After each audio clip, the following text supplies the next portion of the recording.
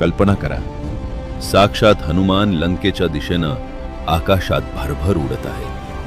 अचानक समुद्राचं पाणी प्रचंड उसळतं आणि त्यातून पर्वता एवढी एक भयंकर राक्षसी बाहेर येते.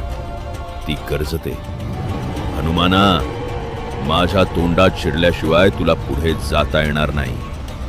हनुमान शांतपणे स्वतःचं रूप विशाल करतात, पण सुरसाही आपलं तोंड आणखीन मोठं करते.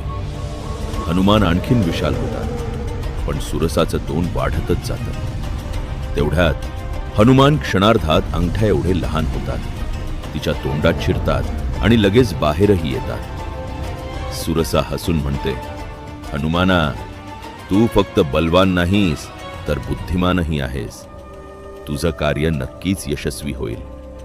असा आशीर्वाद देऊन ती हनुमानांना लंकेच्या दिशेनं पुढे जाऊ देते. जय श्रीराम.